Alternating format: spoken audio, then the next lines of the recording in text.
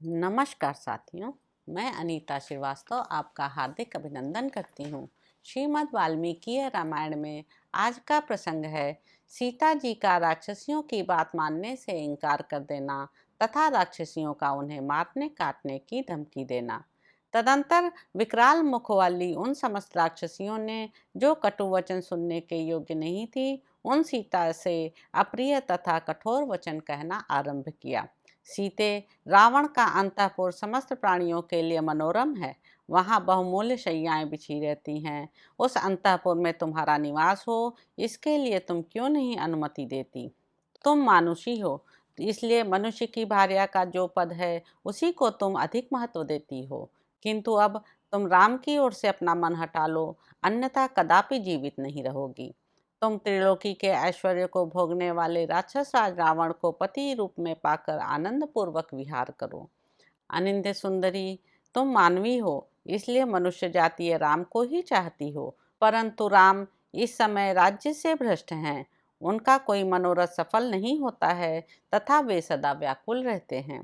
राक्षसियों की ये बातें सुनकर कमल नयनी सीता ने आंसू भरे नेत्रों से उनकी ओर देखकर इस प्रकार कहा, तुम सब मिलकर मुझसे जो यह लोक विरुद्ध प्रस्ताव कर रही हो, तुम्हारा यह पापपूर्ण वचन मेरे हृदय में एक क्षण के लिए भी नहीं ठहर पाता है।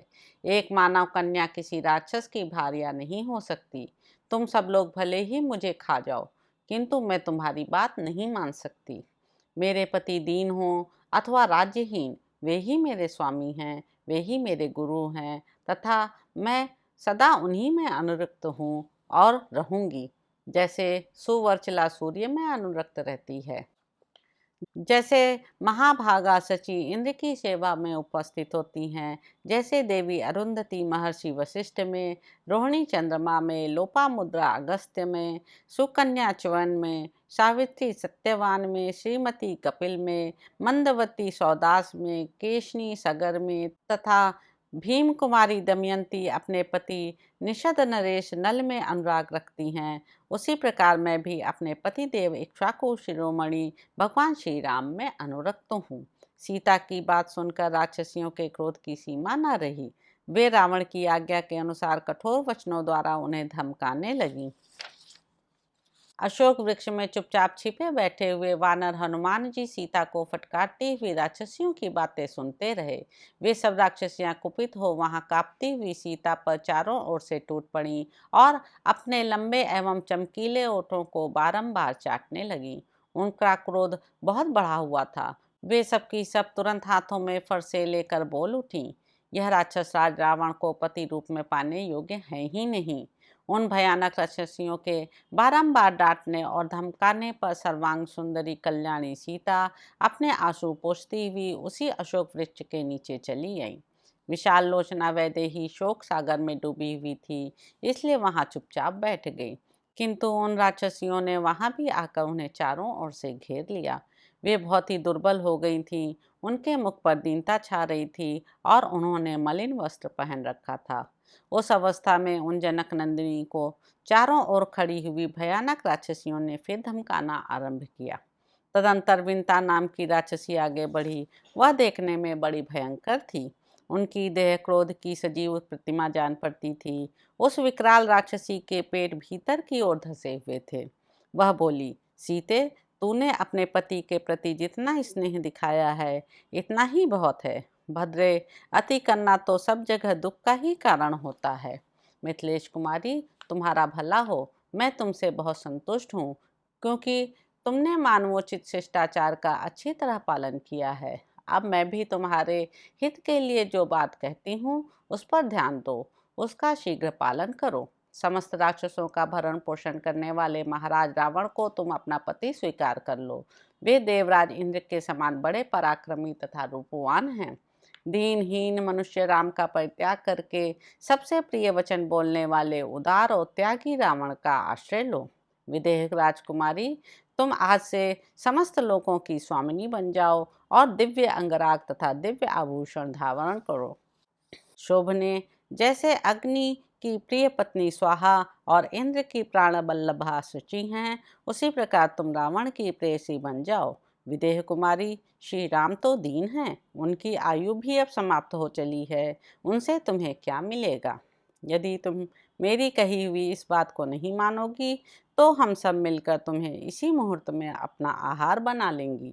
तदंतर दूसरी राक्षसी सामने आई। उसके लंबे लंबे स्तन लटक रहे थे। उसका नाम विकटा था। वह कुपित हो मुक्का तान कर डांटती हुई सीता से बोली, अत्यंत खोटी बुद्धि वाली मिथिलेश कुमारी, अब तक हम लोगों ने अपने कोमल स्वभाववश तुम पर दया आ जाने के कारण तुम्हारी बहुत सी अनुचित बातें सह ली हैं। इतने पर भी तुम हमारी बात नहीं मानती हो। हमने तुम्हारे हित के लिए ही समयोचित सलाह दी थी। देखो, तुम्हें समुद्र के इस पार ले आया गया है, जहाँ पहुँचना दूसरों के लिए अत्यंत कठिन है। यहाँ भी रावण के भयानक अंतःपुर में तुम लाकर रखी गई हो।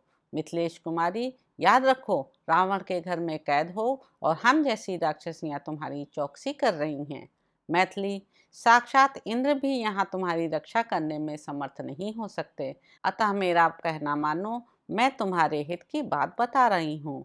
आंसू बहाने से कुछ होने जाने वाला नहीं है।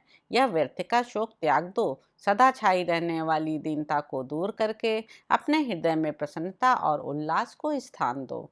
सीते, राक्षस राज रावण के साथ सुखपूर्वक क्रीड़ा विहार करो। भीरु, हम सभी स्त्रियां जानती हैं कि नारियों का यौवन टिकने वाला नहीं होता। जब तक तुम्हारा यौवन नहीं ढल जाता तब तक सुख भोग लो। मदमत्त बना देने वाले नेत्रों से शोभा पाने वाली सुंदरी, तुम राक्षस राज रावण के साथ लंका के रमणीय उद्यानों और पर्वतीय उपवनों में विहार करो। देवी, ऐसा करने से सहस्त्रों स्त्रियां सदा तुम्हारी आज्ञा के अधीन रहेंगी। महाराज रावण समस्त राक्षसों का भरण पोषण करने वाले स्वामी हैं। तुम उन्हें अपना पति बना लो। मैथिली, याद रखो, मैंने जो बात कही है, यदि उसका ठीक ठीक पालन नहीं करोगी तो मैं अभी तुम्हारा कलेजा निकाल कर खा जाऊंगी। अब चंडोदरी नाम वाली राक्षसी की बारी आई। उसकी दृष्टि से ही क्रूरता टपकती थी। उसने विशाल त्रिशूल घुमाते हुए यह बात कही। महाराज रावण जब इसे हर कर ले आए थे, उस समय भय के मारे यह थर थर काँप रही थी, जिससे इसके दोनों स्तन हिल रहे थे। उस दिन इस मृग शावक नयनी मानव कन्या को देखकर मेरे हृदय में यह बड़ी भारी इच्छा जागृत हुई। इसके जिगर, तिल्ली, विशाल वक्षस्थल, हृदय, उसके आधार स्थान, अन्य अन्य अंग तथा सिर को मैं खा जाऊं। इस समय भी मेरा ऐसा ही विचार है। तदंतर प्रगसा नामक राक्षसी बोल उठी, फिर तो हम लोग इस क्रूर हृदया सीता का गला घोट दें। अब चुपचाप बैठे रहने की क्या आवश्यकता है? इसे मारकर महाराज को सूचना दे दी जाए कि यह मानव कन्या मर गई। इसमें कोई संदेह नहीं कि इस समाचार को सुनकर महाराज यह आज्ञा दे देंगे कि तुम सब लोग उसे खा जाओ। तत्पश्चात राक्षसी अजामुखी ने कहा, मुझे तो व्यर्थ का वाद विवाद अच्छा नहीं लगता। आओ, पहले इसे काटकर इसके बहुत से टुकड़े कर डालें। वे सभी टुकड़े बराबर माप तौल के होने चाहिए। फिर उन टुकड़ों को हम लोग आपस में बांट लेंगी। साथ ही नाना प्रकार की पेय सामग्री तथा फूल माला आदि भी शीघ्र ही प्रचुर मात्रा में मंगा ली जाए।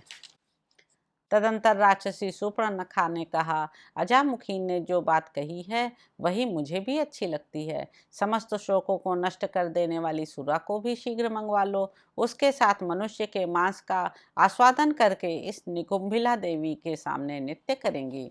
उस विकराल रूप वाली राक्षसियों के द्वारा इस प्रकार धमकाई जाने पर देव कन्या के समान सुंदरी सीता धैर्य छोड़कर फूट फूट कर रोने लगी। तो इस प्रकार साथियों, सुंदर कांड में निहित 24वां सर्ग यहाँ पर समाप्त होता है।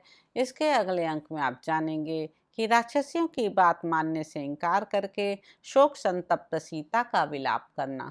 तो अब आपसे अगले अंक में मुलाकात होगी। मेरे YouTube चैनल संवाद विद अनीता को लाइक करें, शेयर करें, सब्सक्राइब करें। धन्यवाद साथियों।